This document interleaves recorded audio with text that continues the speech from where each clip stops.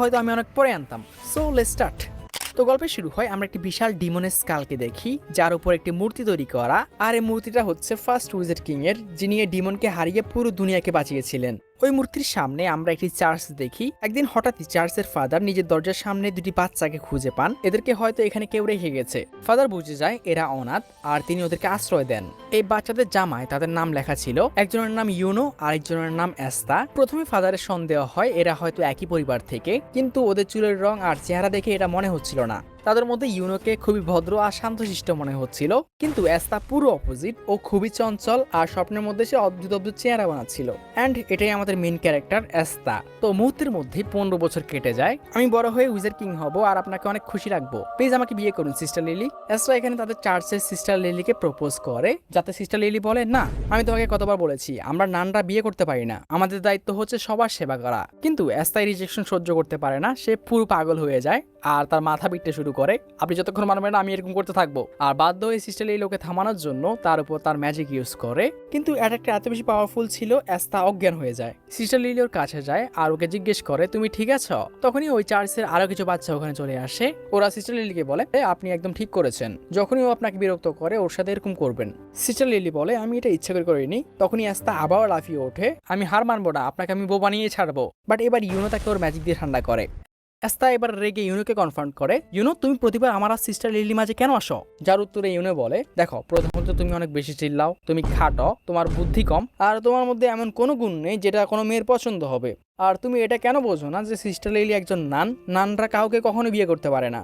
এস্তা এবার রেগে ইউনোকে বলে, ইউনো 15 বছর ধরে আমরা একসাথে আছি আর তুমি আমার সাথে এভাবে কথা বলো? ইউনো বলে, আরে 15 বছরে আমি তোমার মতো বিরক্তিকর কাউকে দেখিনি। আর এস্তা এতে আরো রেগে ওঠে, তুমি আর আমি 1 vs 1, আজকে দেখা যাবে কে বেশি শক্তিশালী। যাতে ইউনো বলে, না আমি তোমার সাথে ফাইট করে আমার সময় নষ্ট করতে চাই না। এস্তা বলে, আর এমনটা কেন, ভয় পেয়েছ? তখনই পাশে একটি ছেলে যার নাম ম্যাক্স, ও বলে, এস্তা তুমি ভালো করে জানো ইউনোর সামনে তোমার কোনো চান্স নেই। এস্তা আরো রেগে যায়, সে হঠাৎই ম্যাজিক ইউজ করার স্পেল বলে ওঠে, কিন্তু আমরা জানতে পারি এস্তা বাকিদের মতো ম্যাজিক ইউজ করতে পারে না। এই কথাটি বাচ্চাটি বলে ওঠে, আর বাচ্চাটি এখানে এস্তাকে আরো খোঁচা দিয়ে বলে, আমি আমার এই ছোট্ট জীবনে এরকম কারো নাম শুনিনি যে ম্যাজিক ইউজ করতে পারে না। তোমার কি সমস্যা? আমি তোমার থেকে এত বড় আর তুমি আমাকে একটু রেসপেক্ট করতে পারো না? যাতে ম্যাক্স বলে, অসম্ভব, আমি এমন কাউকে সম্মান করতে পারবো না যে ম্যাজিকের দুনিয়াতে থেকে ম্যাজিক ইউজ করতে পারে না। আসলে এই দুনিয়াতে কম বেশি সবার কাছে ম্যাজিক আছে, হয়তো ছোটবেলায় থাকে না, কিন্তু 10 বছরের আগেই সবাই ম্যাজিক পাওয়ার আনলক করে ফেলে। কিন্তু এস্তার মধ্যে 15 বছর হওয়ার পরেও কোনো ম্যাজিক আসেনি। ম্যাক্স আস্তাকে তার হাতে ছোট্ট একটা আগুন জ্বালিয়ে বলে, তুমি এটা কিভাবে ভাবছো যে দুনিয়ায় ম্যাজিক সবকিছু, ওই জায়গায় তুমি কোনো ম্যাজিক পাওয়ার ছাড়া ইউনোর মতো একজন পাওয়ারফুল ম্যাজিশিয়ানকে হারাতে পারবে? যাতে আস্তা বলে, আচ্ছা তাহলে শেষ অবধি তোমাদের আমাকে আমার স্পেশাল মুভ দেখাতে হবে। আর সে মাটিতে শুয়ে অনেক দ্রুত ক্রাঞ্চেস মারতে শুরু করে। তোমাদের ইউনো এটা করতে পারে? আসলে আস্তা যেহেতু ছোটবেলা থেকে কোনো ম্যাজিক করতে পারে না, এজন্য সে সারা জীবন এক্সারসাইজ করে এসেছে, তার ফিজিক্যাল স্ট্রেংথ অনেক বেশি। ম্যাক্স আস্তাকে বলে, তুমি সব ক্রাঞ্চেস আর এক্সারসাইজ করে উইজার্ড কিং হতে পারবে না। উইজার্ড কিং এর প্রথম সত্ত্বাই হচ্ছে strongest magician, strongest body builder না। কিন্তু তখনই বাচ্চাদের নজর পড়ে ইউনোর উপর। ইউনো সিস্টার লিলিকে তার ম্যাজিক দিয়ে কাপড় শুকাতে সাহায্য করছে, এন্ড বাচ্চারা সবাই ইমপ্রেস। সিস্টার লিলি ওর প্রশংসাও করে, থ্যাংক ইউ ইউনো। বাট এটা শুনে আস্তা অনেক জেলাস ফিল করে, সে দৌড়ে কাটতে চলে যায় যাতে সিস্টার লিলি ওকেও থ্যাংক ইউ বলে। কিন্তু ইউনো ওকে এই কাজটাও করতে দেয় না, সে তার ম্যাজিক দিয়ে কাঠগুলোকে কেটে দেয়। অ্যান্ড বসে যায় ইউনো আস্তাকে জ্বালাতে পছন্দ করে। ম্যাক্স বলে, তোমাদের দুজনকে দেখে মনেই হয় না তোমরা এক বয়সী, আমি নিশ্চিত ইউনোই একদিন উইজার্ড কিং হবে, তুমি না আস্তা। আর যখনই আস্তার রেগে আবার ইউনোর দিকে এগোতে যায়, তখনই ফাদার ধুম করে ওর মুখের উপর দরজা খোলে, ইউনো আমার বিশ্বাস তুমি একদিন উইজার্ড কিং হবেই আর আমাদের নাম উজ্জ্বল করবে। অ্যান্ড বেচারা আস্থা ডিপ্রেশনে, আর আমরা মুহূর্তের মধ্যে আস্থার বর্তমান অবস্থা বুঝতে পারি। তখনই সিস্টার লিলি ওর কাছে আসে আর ওকে বোঝানোর চেষ্টা করে, কষ্ট পাওয়ার কিছুই নেই আস্থা, কয়েকদিন পরেই তুমি তোমার গিমওয়ার পেয়ে যাবে, তখন তুমি ম্যাজিক করতে পারবে। যা শুনে আস্থা ইমোশনাল হয়ে যায়, থ্যাংক ইউ সিস্টার লিলি, তুমি অনেক ভালো বাবু, এখন বিয়ে কোনদিন করতেছো আমাকে?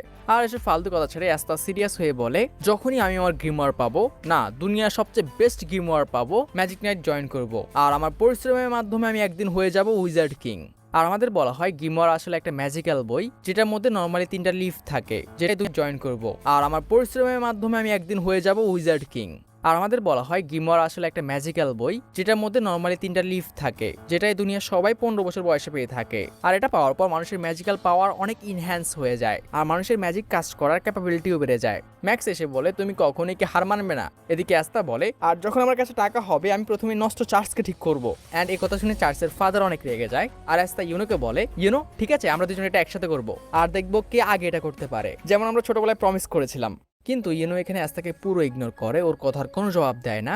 অ্যান্ড এতে আস্থা অনেক কষ্ট পায়, সে ওখান থেকে দৌড়ে চলে যায়। সিস্টার লিলি ইউনোকে বলে তোমার আস্থার সাথে এরকম ব্যবহার করা উচিত হয়নি, যাতে ইউনো বলে এখন এসবের কোনো মানে নেই, ও